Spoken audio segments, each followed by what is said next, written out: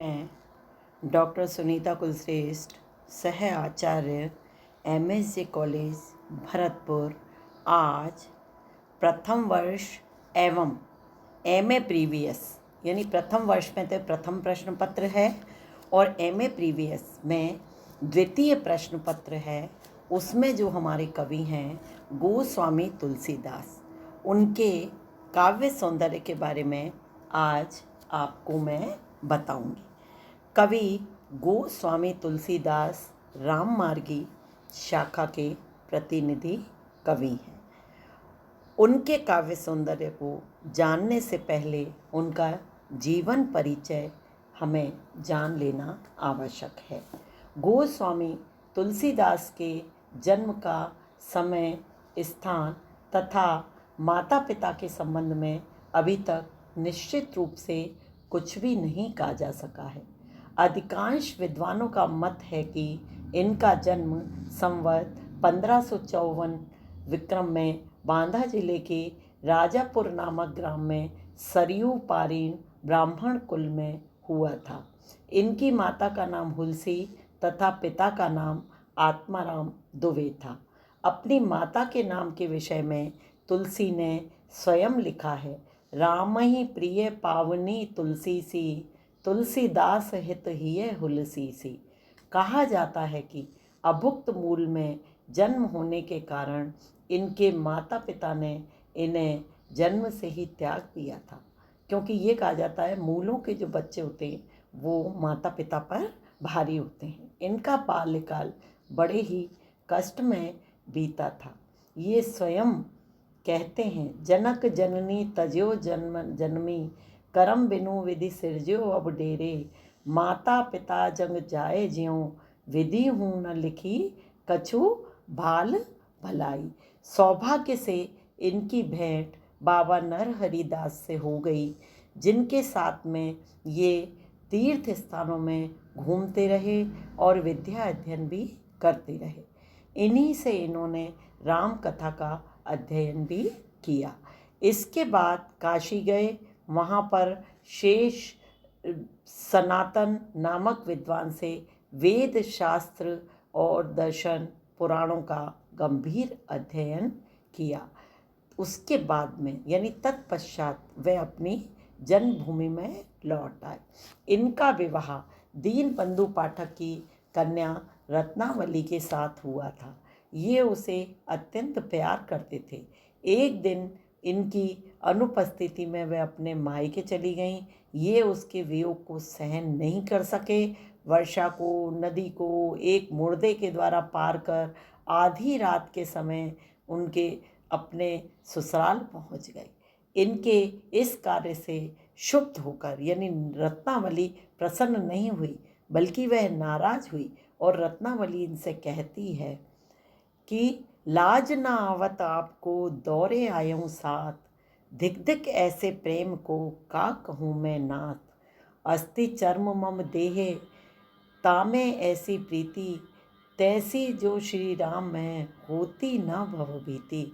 यानी इतनी इनको ये बात इतनी चुभी कि मेरे अस्थि यानी हाड़ मास से आप इतना प्यार करते हैं, ये गोस्वामी तुलसीदास जी को बात लग गई और उसके बाद ही इनका जीवन एकदम बदल गया। ये बात इन्हें ऐसी चुभी कि ये तुरंत ही काशी जाकर सन्यासी बन गए। कुछ समय बाद अयोध्या चले गए। इन्होंने वहीं पर संवत 1661 विक्रम में रामचरितमानस लिखना प्रारंभ किया। वहाँ से ये फिर काशी चले आए और यहीं पर रामचरितमानस की समाप्ति की। इनका शेष जीवन तीर्थ यात्रा, भजन कीर्तन, सत्संग, राम कथा में ही व्यतीत हुआ। इनकी मृत्यु 1980 विक्रम में काशी के 80 घाट पर हुई। इनकी मृत्यु के बारे में यह दोहा प्रसिद्ध है, संवत 1680 80 गंग के तीर, सावन श्यामा तजी पुनी, तुलसी तज्यो शरीर। और अब इनके जीवन परिचय के बाद में इनके काव्य सौंदर्य में दो पक्ष होते हैं, भाव पक्ष और कला पक्ष। आज मैं आपको भाग 1 के अंतर्गत यानी मैंने काव्य सौंदर्य को 2 भागों में विभक्त किया है।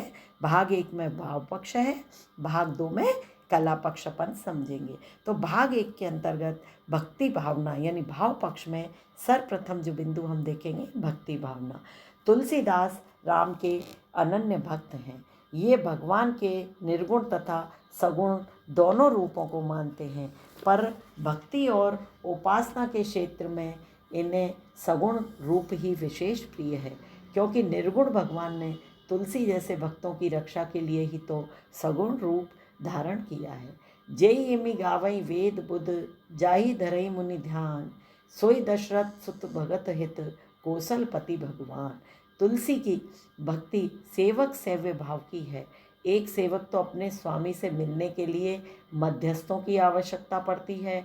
अतएव तुलसी ने अपने ग्रंथों में अन्य देवताओं की स्तुतियाँ की हैं, पर उन सबसे मांगा यही है, मांगत तुलसीदास कर जोरे, बसहु राम सिय अनुदिन मोरे।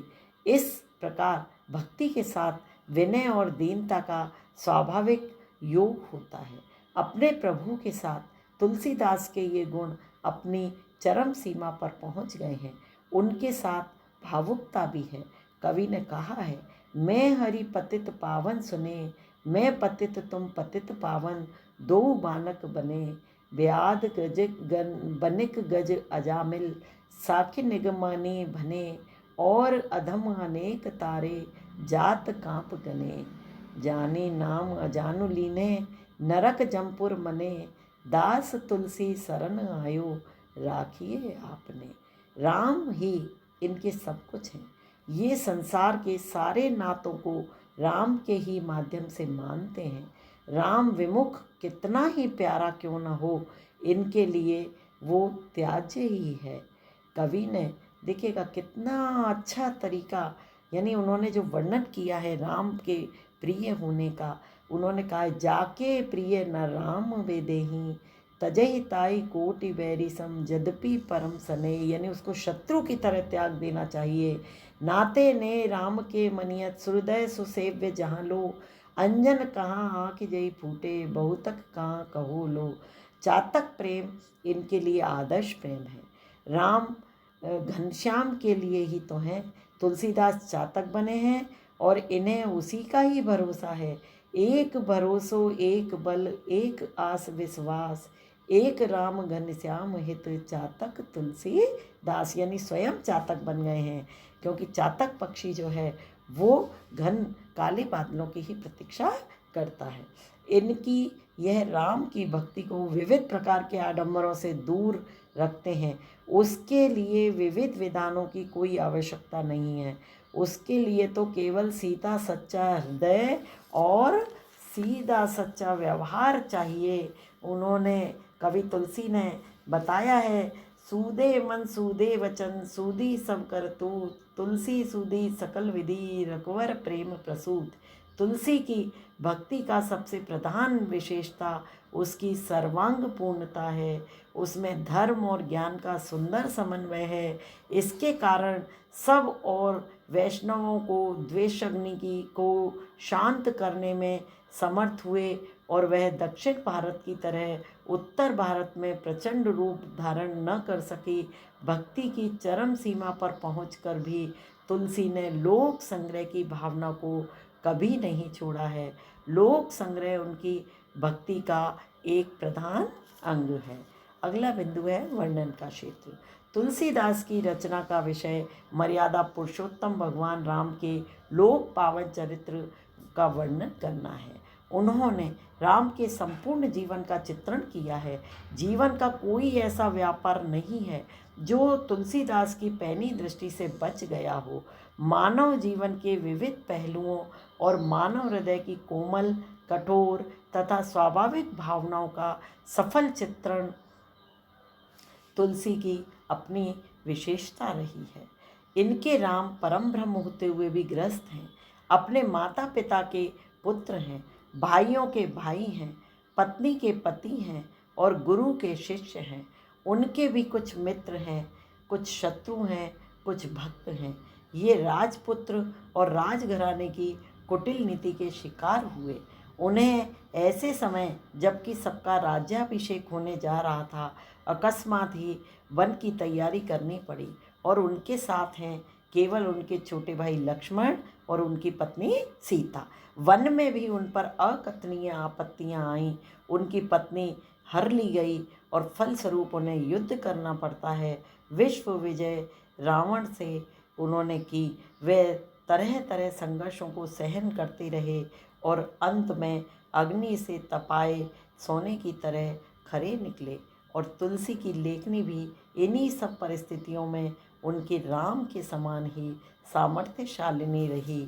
तुलसी के जीवन के इन विविध चित्रों में लोक संग्रह का ध्यान रखते हुए उन आदर्शों की स्थापना की है जो सार्वभौमिक और सार्वदेशिक है, और इन सब के साथ भक्ति का ऐसा समन्वय किया गया है जो तत्कालीन परिस्थितियों में आज भी मार्ग प्रदर्शन का कार्य कर रहा है। यह समन्वय ही तुलसी की सर्वप्रथम विशेषता है। धार्मिक, सामाजिक, दार्शनिक सभी क्षेत्रों में हम तुलसी की इसी समन्वय भावनाओं को देखते हैं। धर्म के क्षेत्र में ज्ञान, भक्ति और कर्म का समन्वय है। सामाजिक क्षेत्र में चारों वर्णों, चारों आश्रमों का समन्वय है। उनके काव्य में एक वर्ण दूसरी का विरोध न होकर पूरक ही है। यही बात आश्रमों के संबंध में है। दार्शनिक क्षेत्र में अद्वैतवाद, द्वैतवाद, विशिष्टाद्वैतवाद आदि मतों का सुंदर समन्वय कर ब्रह्म की स्फुट भावना को स्थापित किया गया है। अगला बिंदु है चित्रण की विशेषता। भावुकता पूर्ण मानसिक व्यापारी के चित्रण से तुलसीदास अद्वितीय हैं। राम से घर पर ही रहने की आज्ञा को सुनकर भरत का उत्तर उनकी हार्दिक वेदना को प्रस्फुटित कर देता है। देखिए कितना सुंदर चित्रण है। अवसी हो आयस उपाई रहेंगो, जन्म के कई को की कृपा निधि, क्यों कछु चपरी कहेंगो, भरत भूप सिय राम लखन वन, सुनि आनंद सहेंगो। मानसिक व्यापारों की तरह बाह्य दृश्यों के चित्रण में भी तुलसीदास की काव्य कुशलता का पूरा परिचय मिलता है। लंका दहन से पूर्व की अवस्था का एक सुंदर चित्र ये देखिएगा हमें देखने को मिलता है। बसन बटोरी बोरी बोरी तेल, तमिचर खोरी खोरी घाई आई, बांधत लंगूर है, तैसो कपि को तुकी दरात ढीलो गात के, लात के आघात सहे जी में कहे कूर है, बाल किलकारी के तारी दे दे गारी देत, पीछे लागे बाजत निशान ढोल तूर है, बालगी बड़न लागी ठोर ठोर दीनी आगी, विंध्य की दवारी कंधो कोटि सतसूर है। अब आगे देखिएगा कि कवि ने इतना किया है और अब मैं जो है भाग 2 में आपको इनके कला पक्ष के बारे में चित्रण